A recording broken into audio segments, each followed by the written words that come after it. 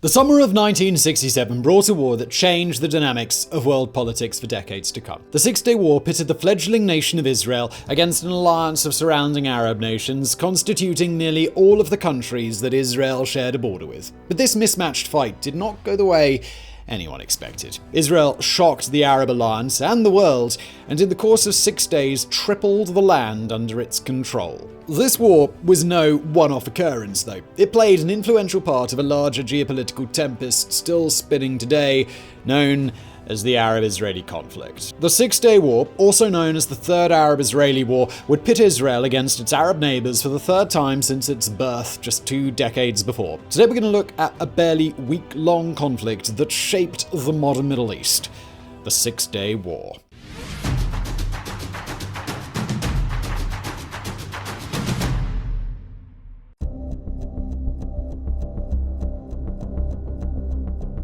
Since its formation in 1948, the nation of Israel has traded blows with the Arab nations surrounding it. Jewish refugees in the 1940s, many escaping the horrors of the Holocaust, settled in a little strip of land on the east coast of the Mediterranean Sea. In doing so, they displaced many Arab populations living there at the time. Following the fall of the Ottoman Empire after World War I, the League of Nations divided the former Ottoman land into mandates, a stepping stone to the formation of nation-states. Great Britain controlled the Palestinian mandate and the Arab population that lived there. After World War II, Great Britain opened up the Palestinian mandate to the growing number of Jewish refugees streaming out of Europe. Despite strong Arab pushback and subsequent British policies to limit the number of settlers, the Jewish population there instituted networks of immigration, ensuring the continuing stream of refugees to the area. The Jewish refugees saw the land that is now Israel as their ancestral homeland, attested to by their scriptures. The Arab population saw the land as the place their families had lived and cultivated for generations. Great Britain's hands were tied, having made similar but conflicting promises of autonomy to both the Palestinian and Jewish populations in the region. The United Nations formally accepted the partition plan, an attempt to reconcile Britain's conflicting promises, dividing the land of Palestine into separate Arab and Jewish states. This ended the British mandate that led to Israel declaring independence in 1948. The establishment of Israel drove away large populations of Arab Palestinians, a majority of which are still exiled from their homes today. The 1948 Arab-Israeli War, or the First Arab-Israeli War, and the 1956 Suez Crisis, or Second Arab-Israeli War, showed Israel that their nation was right in the middle of a geopolitical minefield set to explode. In the 1960s, Israel once again found itself in hot water. Israel drew much of its water from the Sea of Galilee in the north. However, the sea drew its waters from streams originating in the Syrian-controlled Golan Heights. In 1964, Syria protested an Israeli project diverting the Sea of Galilee waters to the Negev desert in the country's south. In response, Syria started a canal project that threatened to divert the streams that filled the Sea of Galilee, effectively cutting off Israel's biggest water supply. Several years later, Egypt endangered another Israeli water source. Israel's southern neighbor threatened to cut off access to the Straits of Tiran. In effect, this would restrict Israel's access to the Red Sea and shipping lanes that brought them Iranian oil. Though the Straits of Tiran technically fall into Egyptian-controlled waters, they are an international passageway. Restricting countries' access to international shipping lanes is legally an act of war. Towards the end of 1967, Egyptian President Gamal Abdel Nasser blocked those straits to Israeli shipping. The precarious situation wasn't helped by a geopolitical arena rife with discontent. Palestinian guerrilla groups had been attacking Israeli cities and settlements across the Jordanian border. Israel had been butting heads with Syria in air skirmishes. Verbal sparring was picking up in intensity, and inaccurate Soviet intelligence claimed Israel was massing forces along the Syrian border. Egyptian President Nasser used these reports as an impetus to display pan-Arab strength in the Sinai Peninsula. To understand the situation in the Sinai, let's jump back to the Second Arab-Israeli War just over 10 years before. In 1956, President Nasser nationalized the Suez Canal, wresting control of the waterway from British and French companies. In response, Britain and France convinced Israel to help them in attacking Egypt and retaking control of the Suez. Although Israel invaded the Sinai Peninsula, the triangular patch of land between Israel and Egypt, and Britain and France regained control of the Suez Canal, the narrow stretch of water linking the Mediterranean Sea to the Red Sea and the only thing separating the Sinai Peninsula from the rest of Egypt, the victory was short-lived. Egypt had sunk ships in the shallow waters, rendering it useless. In addition, international pressure, primarily from the US and Soviet Union, forced Britain and France to withdraw from the Suez region and Israel to return control of the Sinai Peninsula to Egypt. The UN deployed forces in the region to provide a buffer between the two unfriendly states.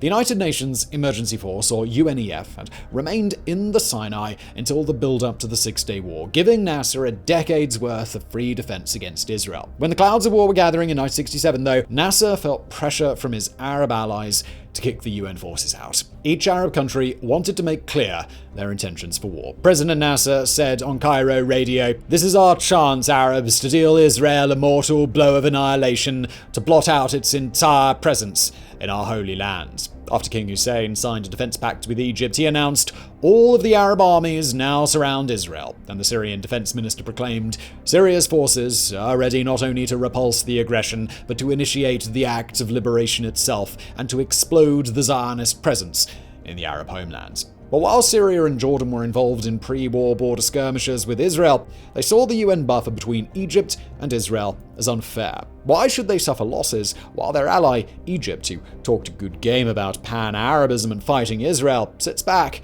and enjoys all that free defense? Syria and Jordan leaned on President Nasser to replace the UNEF with his own forces. Doing so would give Israel another border to worry about defending and draw more Israeli defense forces, IDF soldiers, away from Syrian and Jordanian borders. President Nasser, trapped by his bombastic rhetoric and not wanting to give the appearance of deserting his allies, requested that the UN withdraw their troops. Perhaps he thought the UN would refuse, and he could claim to have done his best and go back to enjoying his free buffer from Israel. But the UN, perhaps to Nasser's surprise, granted his request and removed all of their troops. Now Nasser, with no other option, moved his army into the Sinai and began massing troops along the Israeli border. Little did he know, but Nasser's expulsion of UN troops in 1967 would start a series of events that would end in the Sinai Peninsula once again falling under Israeli control just 10 years after returning to Egypt. By the end of May 1967, Egypt, Syria, Jordan, and Iraq had signed defense treaties and coordinated troop build-up, signifying to Israel their readiness for war, a war that represented the Arab countries' desire to eradicate Israel. Israel opens the month of June responding to that building threat. They formed a national unity government uniting all parties in the legislature and decided to go to war on the 4th. On the following day, the war would begin. But the odds Israel faced were unfavorable. To start off, the conflict pitted one nation, Israel, against an Arab alliance of 4. Israeli forces numbered just over 250,000 compared to the Arab forces of nearly 500,000. Israel had only 300 combat aircraft compared to the Arab alliance's 1,000. Israeli tanks paled in comparison to the Arab tanks at 800 versus 2,500. But Israel took the lesson of surrounding danger to heart. They had planned for this eventuality for years, down to the number of planes they could have in the sky, and preparation would make all the difference.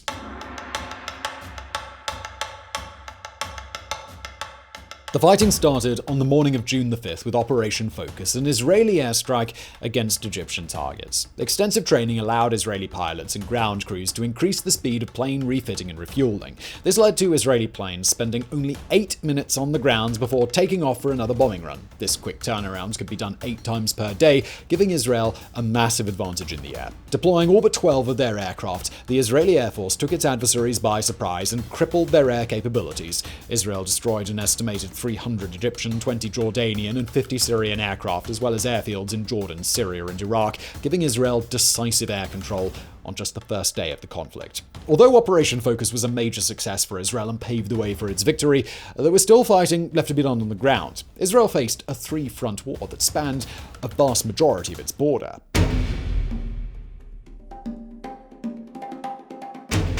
Concurrent with the airstrike on Egypt, Israeli land forces advanced into the Sinai. Both sides had massed troops on the border in anticipation of the other side invading. Egyptian forces in the Sinai Peninsula numbered close to 100,000 soldiers, just under 1,000 tanks and 1,000 each of armored vehicles and artillery pieces. Israeli forces rang in at 70,000 soldiers and 700 tanks. Israeli planning and strategy, though, beat out the opposition, a trend that would become common during this brief war. Israel's strategy depended on surprise. The night before their advance into Egypt, Israeli forces stayed camouflaged and radio silent until receiving orders to advance. The advance itself further used the element of surprise threefold by progressing at the same time as the airstrikes of Operation Focus, by using different routes than the ones they'd used in the previous 1956 war, and by using a flanking approach rather than a direct assault. As Israeli divisions along the northern route moved into the Sinai, they met light resistance at first. Perhaps it was the element of surprise, or perhaps it was faulty Egyptian intelligence claiming the advance was a diversionary tactic. Whatever the case, Israeli forces were well on their way through Egyptian lines before resistance picked up. Israel advanced despite heavy fighting and losses, and soon attacked the city of Sheikh Zayed. Egyptian forces were embedded deep in the town. It was not until their commander and many of his staff were killed that Egyptian forces abandoned their positions and the IDF took control of the city. Thanks to the effectiveness of Israel's bombing runs and its firm hold on air superiority, the land advance continued, slowly but surely. On the first day, Israeli forces had taken the cities of Khan Yunis, Sheikh Zayed, Arish, and Rafah. On June the 6th, Israeli forces faced the daunting task of taking the heavily fortified city of Qataf. After maneuvering, paratrooper missions, and one of the most concentrated artillery barrages in Israel's history, the IDF took the city, clearing it of Egyptian forces. At the beginning of the war, the IDF had avoided entering the Gaza strips, save for the cities of Rafah and Khan Yunis, because of strict orders from the defense minister Moshe Dayan. However, Palestinian attacks on Israeli settlements spurred Yitzhak Rabin, the IDF chief of staff, to override Dayan's orders. The IDF entered the Gaza Strip, and after fierce fighting against both Palestinian and Egyptian forces, took the entire strip by the end of the war's second day. Faced with Israel's grueling but eventual advance into the Sinai Peninsula, the most Egyptian leadership could do was sit and watch their defenses fall one after the other. However, the fall of Abu Aguila, a strategically important dam and road junction close to Qataf, was the straw that broke the camel's back. When Field Marshal Abdul Hakim Amr and President Nasser learned of their army's defeat at Abu Aguila, they ordered a hasty retreat. But this was no fallback and regroup kind of retreat. The two leaders ordered all Egyptian forces to vacate the entire Sinai Peninsula post-haste. And that was about the extent of the details. Lack of clarification on the manner and order of the retreat led to a pretty chaotic Egyptian abandonment of the region. Israeli artillery fired on retreating forces, aircraft dropped napalm bombs and columns of retreating soldiers. The confusion was such that at one point Egyptian artillery even fired on its own army. They could find no easy way home. Over the course of the following 3 days, June the 6th, 7th, and 8th, Israeli forces advanced, capturing further towns, strongholds, and strategic points all along the Sinai Peninsula. By the end of the day on June the 8th, Israeli forces had expelled Egypt from the Sinai Peninsula entirely and solidified their control of the region. After just 4 days of fighting, Egypt was ready to sign a ceasefire.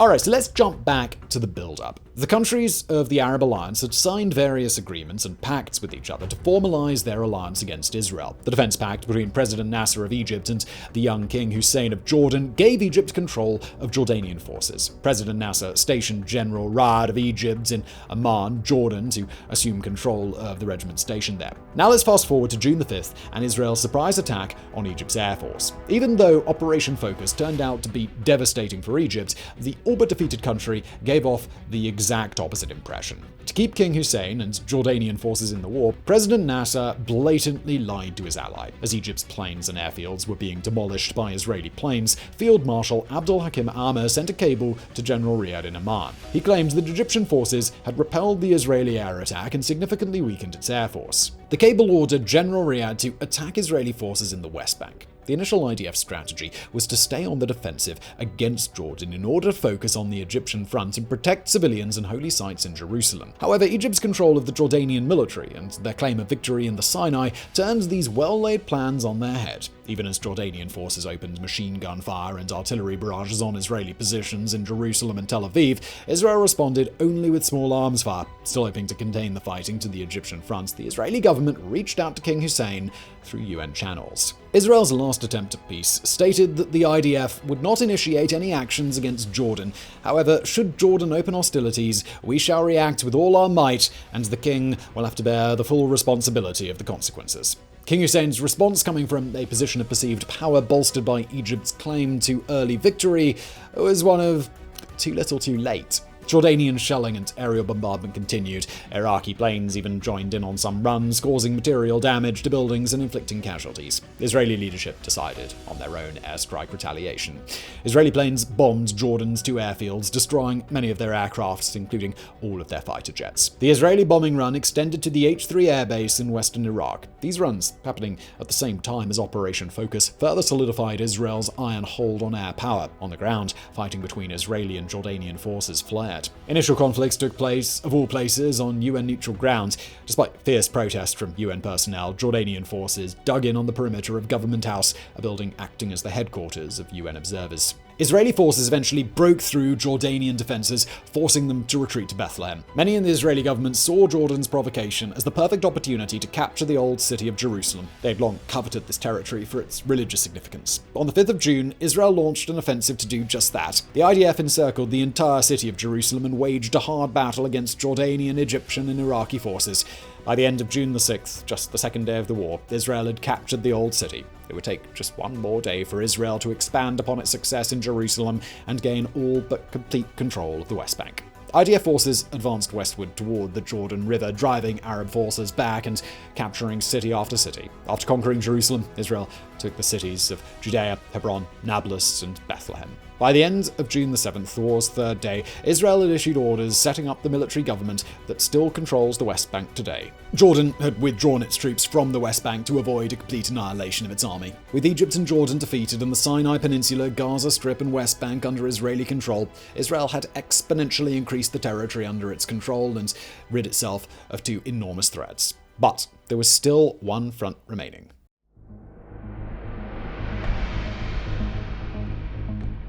For much of the start of the war, both Syria and Israel did not engage in battle. As I mentioned before, Israel wanted to contain the fighting to just the Egyptian front as much as possible. Syria, despite its defense pacts with Jordan and Egypt, strove to avoid fighting Israeli forces, having received Egypt's claim of victory over Israel in the Sinai as well. Syrian military leadership grew scared and confused at the contrast between the reports they received and the damage they witnessed Israeli troops inflict on, well, just about any opposing force. For the first 4 days of the conflict, June the 5th to the 8th, Syria focused on building up defenses in the rough terrain of the Golan Heights. The most Syria committed to was sporadic shelling of northern Israel, some bombing runs over Israeli settlements in the Galilee region, and a failed offensive on the water plants in the city of Tel Dan. The offensive proved fruitless for Syria because of its tanks being too wide to traverse bridges, poor radio communication between units, and a flat-out refusal of low-morale troops to advance. These are not promising signs officers want to see when they are entering a conflict. When the Israeli Air Force attacked Syrian airfields in retaliation, destroying nearly 2/3 of the latter's air capabilities,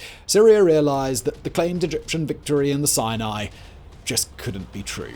Syrian leadership ordered the aircraft that survived the Israeli bombing to retreat to bases far from the front. They were to take no further part in the fighting against Israel. As the Egyptian and Jordanian fronts were clearing up, Israeli leadership debated the prospects of launching an attack against Syria. Many wanted to see Syria punished for their role in the build-up to the war and the minor skirmishes that they started. Others feared heavy losses from a daunting uphill battle against a heavily fortified and entrenched enemy in the Golan Heights. On the morning of June the 9th, Syria announced their acceptance of the UN-proposed ceasefire. Despite Syria's intention to avoid conflict, Israel launched an offensive the same day. As expected, Israeli forces ran into fierce resistance from a Syrian force well dug in and heavily armored in the Golan Heights. The Syrian defenses were such that Israeli air raids proved ineffective compared to the other 2 fronts. However, Israeli forces slugged their way uphill. They fought grueling battles and eventually broke through the Syrian lines. By the end of June the 9th, the IDF had reached the plateaus and ordered in reinforcements to take on the second line of defenses in Syria. However, on the second day of the offensive, Israeli troops found Syrian positions largely abandoned. Syrian troops, low morale and not keen to undergo another day of bloody combat, had hurriedly retreated, blowing up bunkers, burning documents, and leaving behind equipment in perfect working condition.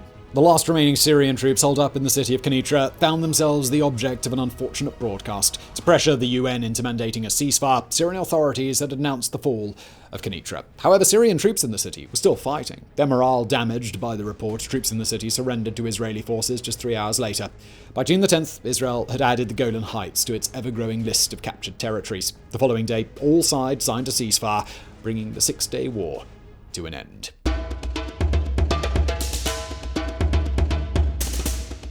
Israel's success in this short conflict caught nearly every participant and onlooker by surprise. A tiny upstart nation in the course of 6 days summarily destroyed the fighting capabilities of 3 of its neighbors that were allied against it, and they'd captured the Gaza Strip, the Sinai Peninsula, the West Bank, East Jerusalem, and the Golan Heights, and they'd established themselves as a regional powerhouse. The war saw around 20,000 Arab casualties, with some sources claiming more, compared to only an estimated 1,000 Israeli casualties. When the dust had settled, around 1 million Arabs now found themselves under Israeli control in the newly captured territories. Historians attribute Israel's swift victory to more efficient military leadership, better troop prep, and more accurate intelligence. In comparison, Arab efforts often looked haphazard at best.